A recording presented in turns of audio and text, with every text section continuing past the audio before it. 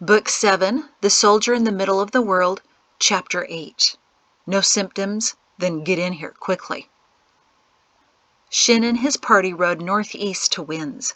The ash thinned the further they went, so it didn't slow them down as much as expected. Still, they wouldn't reach the village until tomorrow morning. That was fine with the corporal. There was a lot he needed to think about, and he appreciated the silence. Why Sergeant Onus stopped talking after the house was torched, Shin didn't know, nor did he care. Instead, he passed the plodding hours of gray landscape, trying to figure out how much Thorn knew and didn't know, and how much Pugga should be believed and not believed.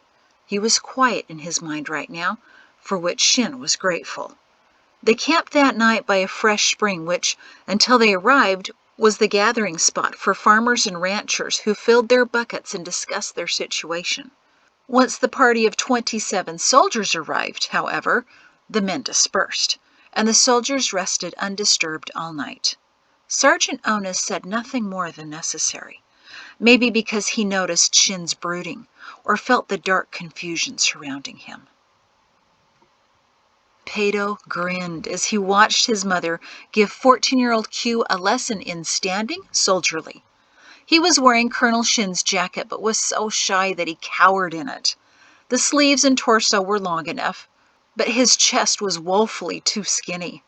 That's why Mari was shoving a pillow up in the jacket, trying to fill it out properly, while the combined family laughed at Q's growing discomfort. Mari noticed, too, and was purposely trying to make her grandson squirm as she fluffed up his chest. Q had been the last to put on the jacket. Everyone had worn it, except for Pato. After Lilla put it on, buttoning wasn't possible for her, and did her best Papa Pear impersonation by deepening her voice to demand steak for dinner, Pato knew no one could top that. As anniversaries for someone's death go, this must have been the funniest. Pato initially worried that maybe it was too irreverent, and he felt some guilt for enjoying himself so much. But seeing his extended family wiping tears of laughter from their eyes as Deck and 22-year-old Holling did their reenactment of how Perrin first met Deck, Pato knew everyone needed this evening. The food was now eaten, the youngest grandchildren were dozing on the sofas, and Q was trying to get out of the jacket he was sure he would never fill out properly, dropping pillows around him as his grandmother kissed his cheek for trying. The married children were preparing to go home when Shem caught Pato's eye. He tipped his head, and Pato followed him down the hall. "Do you have a moment, Rector Shin?" Shem asked. When he called him Rector Shin, Pato knew they were on duty.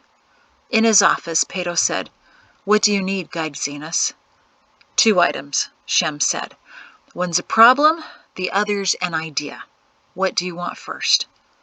Pato was already pulling out his files where he recorded the daily issues. "Problem first. Who is it and what's the problem?" "Your mother, because she's too happy." Pato dropped his file and frowned. "My mother? She had a wonderful evening, as we all deserved, and you say this is a problem?" "Her demeanor is markedly changed since deceit," Shem pointed out. "Surely you see that, and also realize it's not quite right. You know that I brought her home a couple of days ago. Did she tell you about our conversation?" When Pato shook his head, he continued, "She's happy because she thinks that in a matter of weeks, or maybe even days, Perrin will return." Pato's frown deepened. "Return? As in—" "The last day, Pato. She thinks it's any time now. Deceit's gone, Perrin's on his way home with young Pear, and she'll be in his arms by snowing season," Shem said bluntly. Pato slumped in his chair and rubbed his forehead. "Oh, Mother," he whispered. "I had no idea. But now that you mention it, she's been far too happy. Oh, the poor woman. What did you say to her?" "Oh, I sufficiently quashed all of her hopes and dreams," Shem said resignedly. "Notice that she didn't talk to me tonight? She thinks I'm betraying her by not telling her when the last day is." "You know?" Pato asked eagerly. "Of course I don't," Shem said in exasperation. "You're just like your mother." "Well, you are the guide." Yes, her accusation as well. Sorry, Pato said with a faint smile. So what do we do for her? Nothing, I guess, Shem sighed. Just be aware that's what is sustaining her right now, and be ready to comfort her when she finally falls off that lovely dream. She'll likely crash hard and not mention a word of her misery to anyone. Tell Jatesy and Lila to be aware, and I'll talk to Kala. Once she falls, she's going to fade again, I'm sure. I think you're right. This has been the most I've seen her talk to the grandchildren since young Pear left, Pato acknowledged. I thought, oh look, she's back to normal again. But it's all just a beautiful fantasy, he whispered. The men sat in sad silence for a moment, until Pato remembered. Wait, you said you had an idea about Mother or something else? Shem smiled genuinely. Something else. About a strange idea I remember that Perrin had when I was bringing you all to Salem.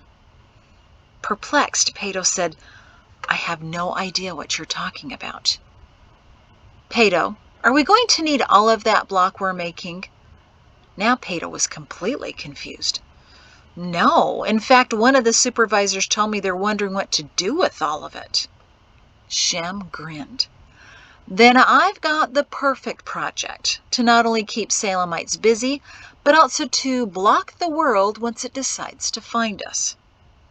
Pato pondered that for a moment, and perhaps it was because the evening had been so enjoyable, or because he'd been thinking about his father unceasingly, that the notion seemed to Pato like one last request, one last strange yet absolutely perfect request, that he burst out into laughter.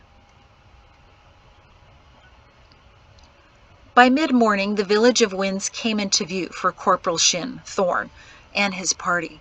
As the soldiers rode on the swept-clean cobblestones, Shin felt a sense of normalcy. The village seemed quieter than it should, but Shin assumed it was out of fear of the ash or the approaching soldiers. Peculiarly, several doors had a strip of white cloth hanging over them. Most of the houses were out so clean, and some gardens bloomed as if nothing worse had hit than an early snowstorm. But Shin eyed the fruit trees and vegetables in worry. Their produce hadn't been harvested, and many of the trees were withering. As the party turned into the main gates of the fort, Shin pulled out of his pocket the letter from General Thorne. A sergeant standing guard at the closed gates looked at them expectantly. Sergeant Onest announced, Corporal-elect Thorne, son of General Lemuel Thorne, comes to the fort at Winds to meet with your commander and conduct a survey of the remaining supplies. The sergeant was appropriately surprised. Thorne's son? Shin held up the letter. Time for power and fear. Open the gates, he ordered. We don't have time to waste. Direct us to your commander now. No one could be louder than a Shin. The sergeant jumped and knocked rhythmically on the gates. One of the large wooden doors swung open slowly, powered by the men behind it. A second man came out, eyeing the soldiers carefully. First, I need to know, are any of you suffering from fever? Onus's eyes grew large, and he glanced at the soldiers under his command, but they all shook their heads. Shin glared at the lieutenant. The lieutenant met his hardened eyes. Any itching? He demanded. Hallucinations.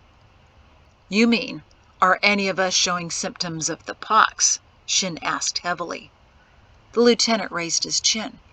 There's an outbreak in the village. It began 2 days ago, so we're keeping the fort quarantined.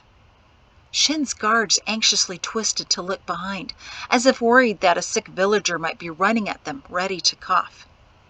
We have none showing symptoms, Shin said. We've come from Pools, bringing only the most excellent of news. General Thorne has defeated General Sargon. The world will once again be reunited.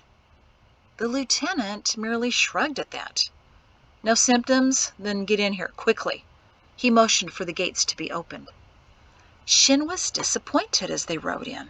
The lieutenant didn't show the slightest hint of joy about the reunification. From the large building came jogging a captain, looking wary. No symptoms, sir, the lieutenant told him as he reached Shin's party. But news from Pools. Thorne's defeated Sargon, he said almost as an afterthought. Defeated or killed? The captain asked, looking up at Shin. Shin hesitated, unsure of how to explain the mess of the battle. Sargon's dead. Thorn is now in Idumea. And how much of Idumea has been damaged by the volcano? We're still finding out, sir. The captain nodded wearily, as if he didn't expect anything more than that. I'm in command here until Colonel Ferrum returns. Shin cleared his throat. I regret to inform you that Colonel Ferrum was killed in the battle. A new commander will be arriving shortly. The captain closed his eyes, and the lieutenant groaned softly. Oh, Ferrum was a good man, the captain whispered. He sighed and said to the lieutenant, I'll bring the news to his wife and son. But the lieutenant shook his head. Sir, don't. They've hung a white cloth on their front door this morning. Let's see if they survive first. They don't need that kind of news right now. White cloth? Onus asked. To signal Pox at the house, the captain explained. We're trying to track it. Were you in contact with anyone ill anywhere? Shin answered, The only outbreak of Pox I saw was in pools. The men around him gasped. Pools! Onus cried. Where we've been for the past few days? The captain and lieutenant exchanged looks of panic. Calm down, Shin bellowed. It was only one man, and I had him quarantined immediately. He hadn't even broken out the pox yet. But you were exposed, the captain exclaimed. But I'm immune, Shin shouted back to him. I can't fall ill. The captain scoffed. How can you be so sure, Corporal? Because my family is immune, Shin snapped back, losing patience. My grandfather never became ill the first time it came around, nor did his children. Therefore, I will not fall ill. The captain and lieutenant glanced at each other in doubt. Sergeant Onus cleared his throat. Sirs, he began cautiously, there's something you should understand about the corporal here. He nodded to Shin to hand them the letter. The captain took it reluctantly as if it were covered with pox, and the lieutenant stood next to him to read over his shoulder. A moment later, both men looked up from the parchment, paler than when they'd heard Pools had the pox.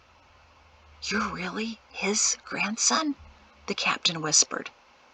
Onus nodded once, and Shin maintained a calculated glare. It seems very likely. Those who knew the colonel say the resemblance is remarkable, Onus said. And as General Thorn's son, he reminded them, the corporal here is to have all demands met, sirs. The captain refolded the letter. Well then, Corporal Thorn, according to this you want to see the supply barns?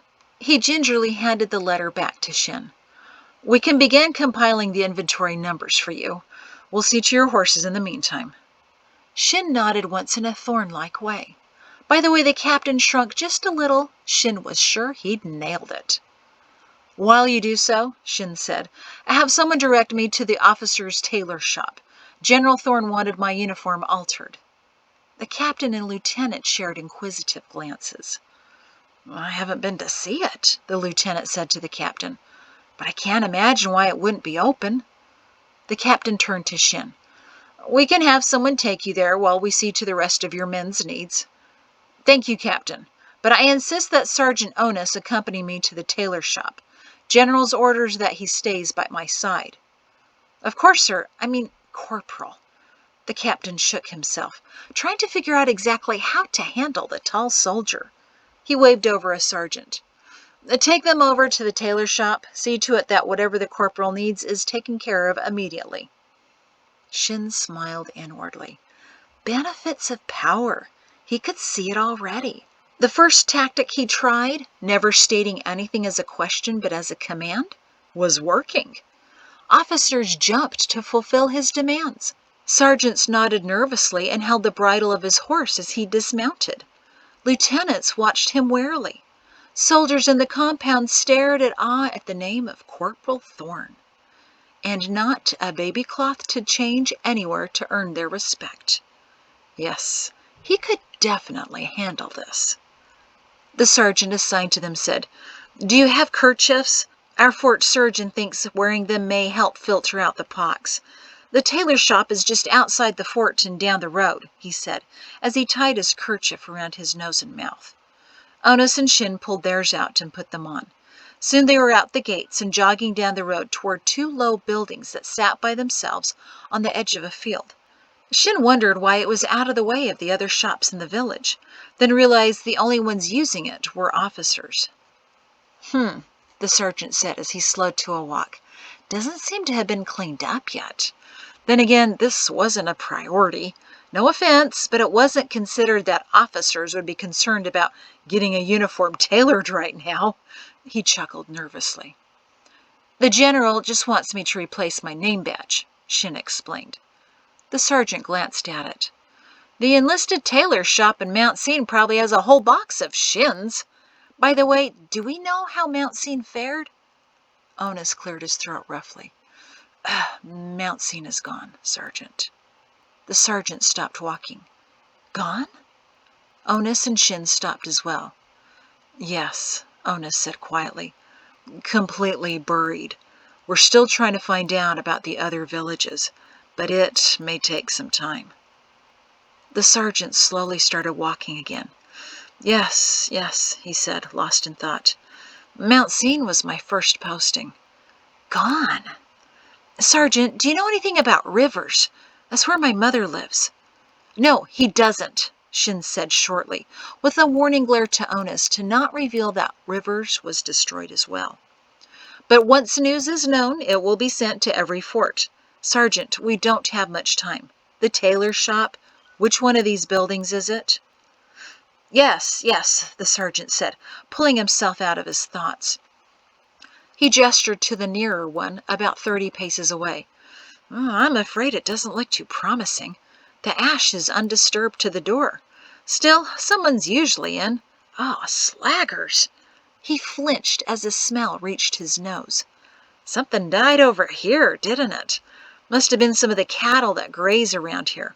Well, let's be quick about it." Shin and Onus readjusted their kerchiefs to filter out the stench, then tugged on the front door. Shin was the first to step inside to the small outer office, the two sergeants following. The front room was beautifully decorated and expertly fashioned, with highly polished wooden counters and brass accents on the corners. Hanging on brass displays were uniforms for every rank of officer. A door against the opposite wall led to the rest of the building, but no one else was there. The sergeant from the fort said again. "Mrs. Batting is supposed to always be here, according to the captain. She lives in the next building with the seamstresses." "Mrs. Batting!" he called loudly. "Where does this door lead to?" Shin asked, walking behind the counter. "To the seamstresses where they work. Maybe someone's there." Shin turned the handle and pushed the door, but it didn't budge. Onus came over to look at it. "It's locked." "Yes," Shin noticed, "in several places. Look, a bolt on the top of the door, 2 more on the bottom. Why such security?" Onus shrugged. "Maybe because a regular man in a stolen officer's uniform could do a great deal of damage to the army." Shin felt a kick to his conscience.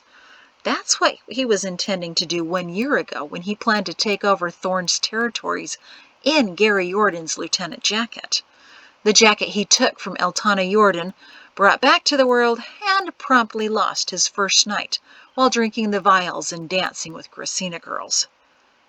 "But shouldn't the locks be on the outer door?" he pointed out. "There are half a dozen uniforms on display to steal." He unlatched the 2 bottom bolts, then the top, and pushed open the door. The first thing that hit the 3 men was the stench. They doubled over and backed hurriedly away. The sergeant from the fort ran out the front door, gagging for air, with Shin and Onus on his heels. "How many were there?" the sergeant gasped. "Did you see?" Onus shook his head in dismay. I don't know, he said, holding his hand over his mouth. "A few." Shin braced himself against the building, trying to slow his breathing. "Why were they there? Who were they?" "The seamstresses," the sergeant wailed. "They must have been. They were all at the sewing tables." "But why?" Onus asked, his eyes going watery. When Deceit exploded, it was early in the morning. No one should have been at work that early. Why didn't they leave? I don't know, Shin exclaimed, readjusting his kerchief, but I'm going to find out. He took a deep breath, held it, and ran again into the back room. He quickly assessed the situation, then ran back out. Once he hit the fresher air, he exhaled. Well? Onus asked. 4 women, Shin said, breathing deeply. Dead at their work and covered in ash. No kerchiefs. They must have breathed in the ash. The walls and ceiling are not airtight, cracks all over the place. Then why didn't they leave? Cried the sergeant. They couldn't, Shin snarled. They were chained to the floor. The sergeants stared back at him in shock. Chained, Onus whispered in horror. Around their ankles, Shin seethed, and those chains were attached to heavy bolts embedded in the wood. There's no way any of them could have escaped. He punched the wall in fury. Why? The sergeant withered. I don't know. I've never been here before. I'm not an officer. This is terrible. Well, I want to know why, Shin growled. He took off in a run back to the fort, the sergeants trying vainly to catch up to him. The gates opened for him and he sprinted into the compound. Captain! He bellowed loudly, not sure where the command office was. Captain, I demand to speak to you now! The handful of soldiers in the compound froze in astonishment. The captain came running out of the stables and straight to Shin, stopping mere inches from his face. I don't care who you think your father is, boy. You do not command me. Shin was in no mood for an argument. Then answer me this. Why are there 4 dead seamstresses in the officer's tailor shop? The captain gripped his arm and yanked him toward a building. Come with me, he hissed. He steered Shin to the command office and slammed the door behind them. The captain walked to the back of the desk and leaned forward on it aggressively. Because your father ordered it. Shin was stunned silent. Eventually he muttered, No, that can't be. Why would he? I don't know why he did it, Corporal. The captain spat at him. Maybe one of them couldn't birth him a son. Maybe one of them was caught stealing food from the trash heaps of the forts. I don't know why these women were given prison sentences, but that's where they served their time, instead of sitting in incarceration or a dungeon. Shin shook his head. There are no dungeons in the forts. Want to wager on that? Care to see ours? Shin's mouth fell open as he tried to remember the descriptions of the fort at Edge from Aunt Calla's book. No, he was sure of it. There was no dungeon. That was something the Kings had built years ago at the garrison, but not the forts. The captain must have it wrong somehow. Thorne wouldn't have women chained to the floors to sew officers' uniforms, and in such conditions, and at the crack of dawn. Calmer, the captain sat down. You really didn't know, did you? Shin stared blankly at the desk. How long have you been in the army, Corporal? Not quite a year, sir, he said with new meekness. And how long have you been attached to Thorne? Shin scoffed. A lot less time than that. Son, the captain said gently, I didn't know until I came to serve here that the officers' uniforms are stitched by those who've committed serious crimes. It's been done this way for years. Someone probably just forgot about them. It's tragic, I agree. He leaned back in his chair. Then again, it is their fault. If they didn't break the law, they wouldn't have been chained there. When men commit serious crimes, they're usually executed, he said offhandedly. But if we did that with women, who'd sew our uniforms? Shin felt all of his strength leave him. What kind of crime would have been terrible enough to deserve execution? Imprisonment in a dungeon. There's no incarceration or execution in Salem. He's not so bad. Isn't that what you said? You're right. Edge's fort did not have a dungeon until Thorne took it over. What kind of a man ordered dungeons to be dug, Corporal? Not the King of Salem. And their crimes aren't as grave as you'd think. At least, I don't think stealing a pair of boots when it's snowing outside should be punishable by being chained to the floor. Ask yourself, why is this world terrified of its leaders? Shin rubbed his forehead. Captain, my apologies, he said quietly. I shouldn't have lost my temper in the compound. It's all right. I imagine it was rather a shock to discover them like that. We'll take care of it this afternoon. How? Shin asked. Considering the odor, probably best to just burn it. Shin closed his eyes. How many more buildings with dead women would he see burned on this ride? Quite a shame, the captain continued somberly. Probably about 30 uniforms in there that will never be worn. Such a waste. Shin was preoccupied with death as he calculated the numbers for the supply barns, and as he told the captain to find healthy and willing people to harvest what was left in the gardens and farms.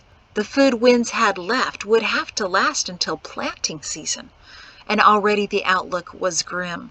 They were throwing away as much as they usually did, assuming another village would share with them. Onus recommended they spend the night in Winds, but Shin wanted to return to Edge as quickly as possible. The further away he got from Idemia, the better he felt. By mid-afternoon, they were on their way northeast, skirting the miles of marshes that led to the sea in the distant east. By the time they camped that night, Shin was deep in brooding silence. Onus noticed. He sat nearby as Shin stared at the fire. Doing all right, Corporal? He asked quietly, out of earshot of the other men who were unrolling their bedrolls. You haven't seemed yourself lately. I'm fine, Shin said after a while. Just still a lot to think about. Supply barns, rationing, that sort of thing.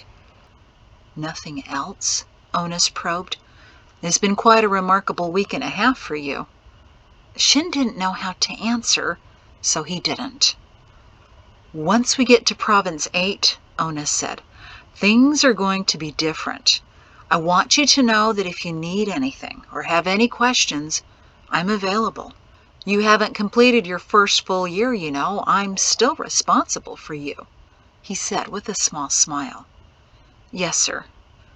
Late that next morning, Corporal Shin was holding his breath in anticipation as Edge came into view. He wished he could spur the horse into a run to get there quicker, but even though the ash wasn't as deep, he didn't want to risk kicking it up into the air, nor revealing just how eager he was to be at the base of the mountains again. The blue banners rose at the towers as they approached, and by the time they reached the fort gates, several soldiers were waiting. Victory, men! Onus shouted.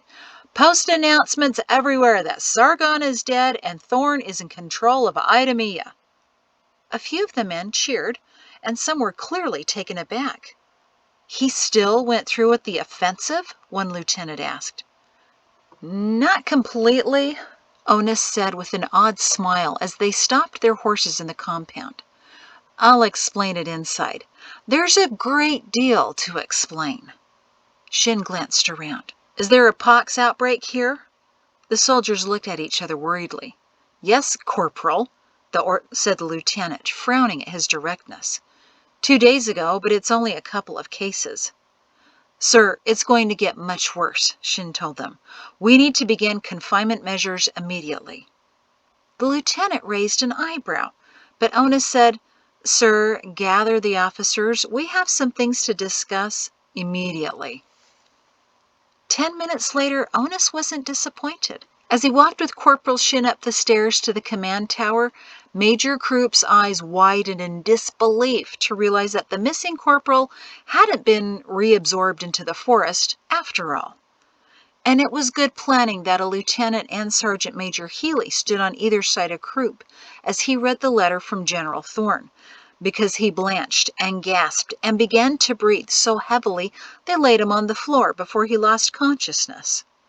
The lanky man rolled up, looking like a little child as he gripped his curly hair in fear. His first words, when he could form some again, were, "So I was right. I was right in a way about the Shins still being alive.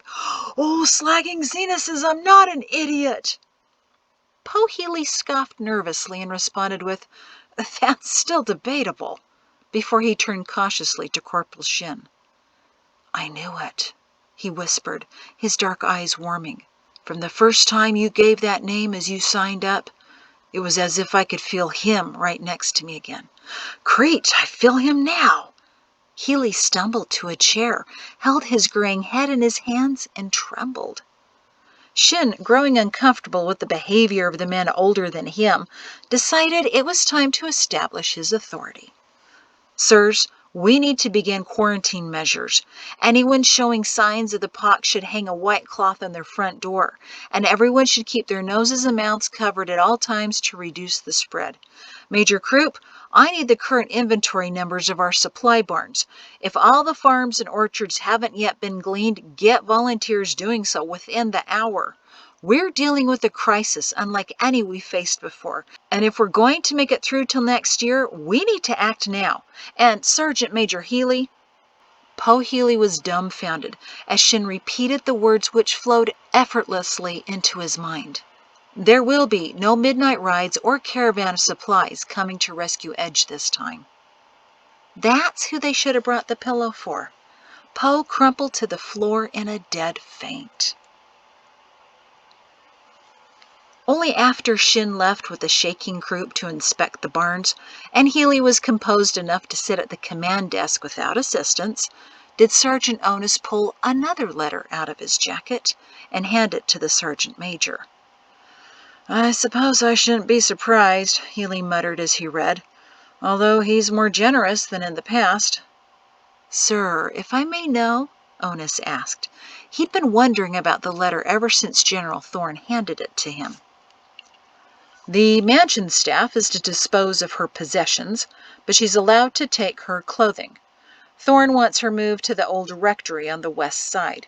He wants his son to have sole possession of the mansion, but he also wants Miss Amory available for when he returns and feels in need of company. He'll provide her a maid and a small allowance, probably smaller than she'd expect, for their upkeep." Healy folded the letter again.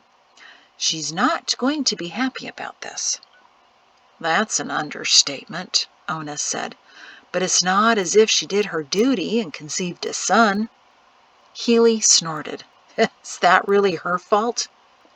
Onus blinked in surprise. "What do you mean by that?" "Nothing. And I didn't say that either," Healy added severely.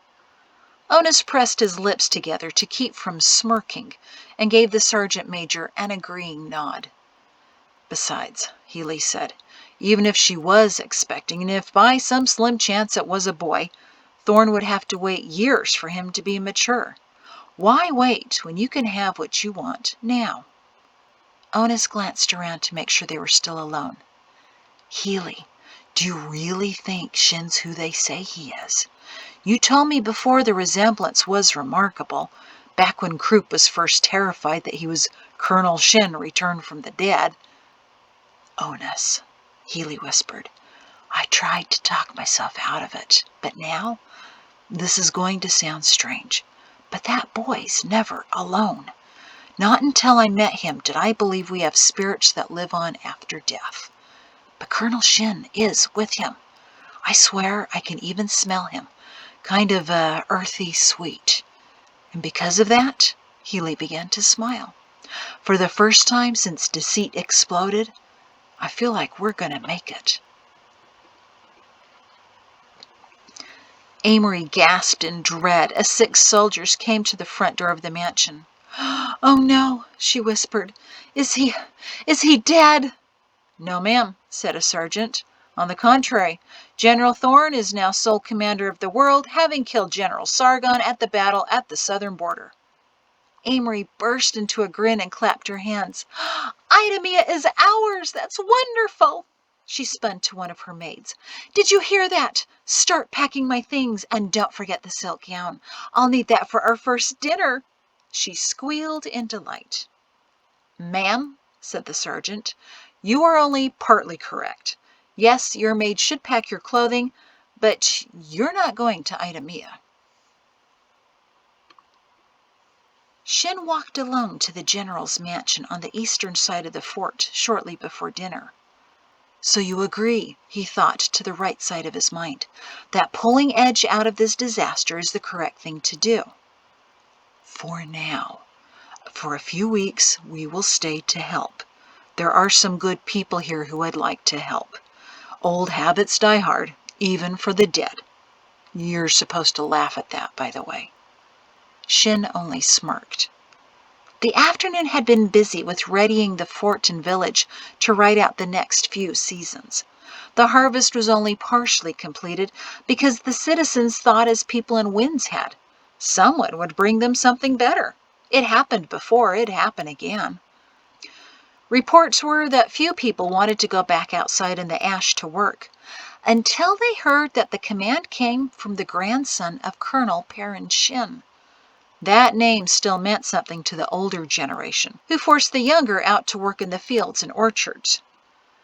Thorne's evaluation of Kroop's food distribution had proven sadly accurate.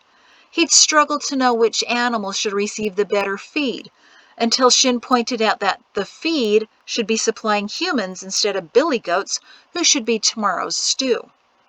It wasn't hard to get Kroop to follow Shin's suggestions. In fact, he wouldn't respond past a nervous, "Yes, Corporal."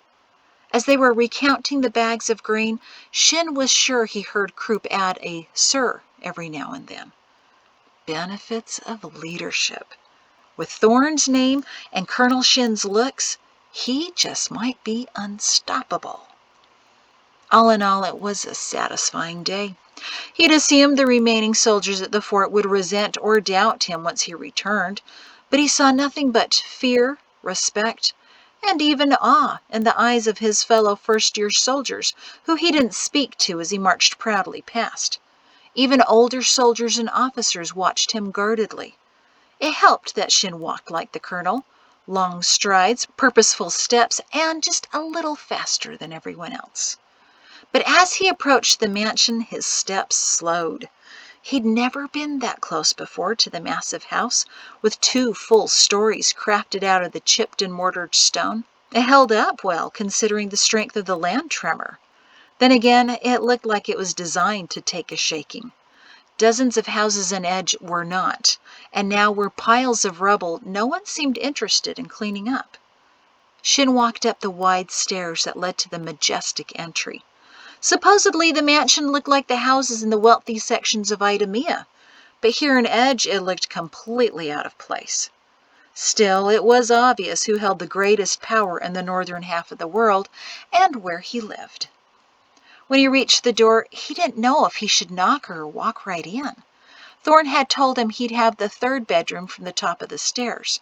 Since he knew right where to go, The door opened to reveal a soldier. "Corporal Thorne, you have been expected. Your things from your barracks have already been brought over. Would you care for dinner before seeing your room?" Shin nodded in surprise as the soldier stepped aside to let him into the house. The entry was grand and beautiful, with long, deep blue curtains lining the windows and elegantly carved furniture in the large gathering room to the side of the airy entry. Shin swallowed nervously as he followed another soldier to the eating room. "Your dinner will be ready in just a few minutes, sir." Shin furrowed his eyebrows at the title of "sir," but the soldier seemed to think it was fitting. "You may wish to look around a bit before it's served, to get acquainted with your new home." Shin nodded again, and the soldier went to another room. Alone, Shin released his breath. The general's mansion was now his home.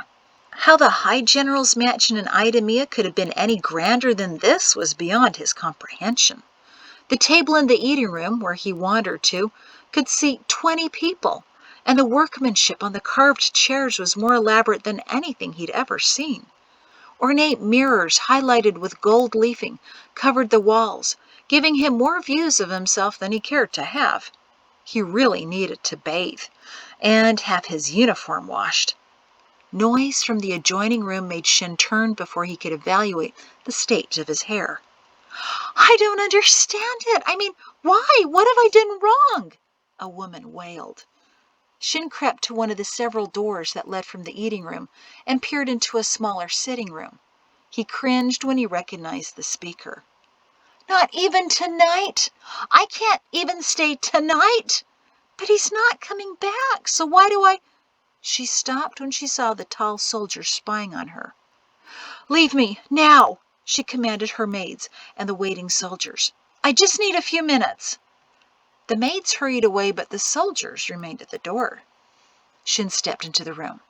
She needs only a few minutes. The soldiers reluctantly turned and left the room, closing the door behind them. Speechless, Amory stared at him that he was in the mansion and that the soldiers were following his orders. I'm sorry about that, really, he began. Pear, she whispered in earnest, what are you doing here? Do you realize how much trouble you could get into? It's all right, he assured her. I can be here. As I was saying, I'm really sorry, but... He hesitated, unsure of how to continue. Can you help me? She pleaded, rushing over to him. Do you know something? Pear, he's kicking me out. Do you know what happens to the women he kicks out of his houses? No, I don't. He tried not to think of what the captain in Winds suggested, because Thorne now had a severe seamstress shortage. Well, neither do I, she whispered, folding her arms as tears trickled down her face. Last season, I sent my maids to find out about the women who didn't produce him a son, and they couldn't find anything. His wife and first 3 daughters were rumored to be living in the South for a time. Then about a year ago, someone thought they saw them in Mid-Plain, wherever that is. What's going to happen to me? Why is he doing this? Seeing her so distressed was more than he can bear, so he took her into a half-hearted hug. I'm sorry, Amory. I heard you're moving to the old rectory. It's supposed to be rather nice and spacious. Some administrator lived there years ago. Thorne still wants you around, just not here. She leaned against his chest and sobbed. It's not my fault, you know. I can't control these things. It's not even been a full year, and he's already given up on me. She pulled back. It's another woman, isn't it? Do you know who? Is she already expecting? Amory, it's not another woman. It's... Someone clearing his throat at the door stopped him. Corporal Thorne, your dinner is ready whenever you are, sir. Thank you. Shut the door, please. Miss Amory needs a few more minutes before she leaves. The soldier obliged, and Shin turned back to Amory. Her face was white and furious. Corporal Thorne? Shin winced. He's convinced that I'm Jatesy's son and his. He claimed me in pools and renamed me Lek Thorne. I'm his son. He was surprised that he didn't gag on the words. Lemuel thinks what? Amory roared. That's ridiculous. Why, you're not even 20. Shin clamped a hand over her mouth and wrapped an arm around her to hold her still. Hush, he whispered sternly. Whatever you reveal about me will be revealed about you. Don't forget that. Your life is in a very tenuous position right now. I'll do what I can to make sure you're safe, but only if you keep your mouth shut. Amory's eyes were wide with fear. Shin was getting better at this authority and power thing all the time. Now, before I remove my hand, promise me you'll not reveal anything about our origins to anyone, or just like Captain Lick, Salem will be the last word on your lips as you die. She nodded as terrified tears trickled onto his hand. He released her and stepped back. Amory wiped her face. Lick's dead? How? Thorne stabbed him. Why? And Lick knew about Salem from who? That's what I'm hoping to find out, Shin said coldly. Amory looked stricken. You don't think it was me, do you? I only met the man a few times. All that I know about him came from Lemuel. And what did he say about Lick? She shrugged helplessly. Only that he got on his nerves, but everyone gets on Lemuel's nerves. Lick helped get some general and Sands killed, but I don't know anything else. Honestly, Pear, please. Shin held her worried gaze in his fierce one. If you remember anything else, I expect you to let me know. Do you understand? She bit her lip and nodded. Whatever I can do to help you, I will. I won't reveal either of us, I promise. Besides, what would it matter? Salem's probably wiped out by deceit, she said shakily. It's not, Shin whispered. It's safe. The mountain blue's south, not north. And Salem has all of those food reserves. His voice trailed off as he remembered that. For years he thought it was a fruitless effort, growing extra crops and building cavernous storehouses. But his opinion on that was rapidly changing. That's right, Amory breathed.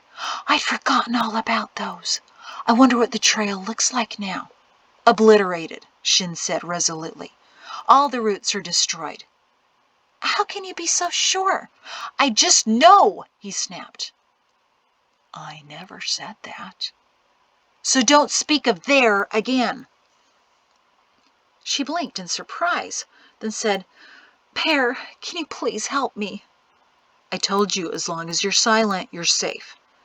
Amory shook her head and peculiarly began to smile. I had something else in mind.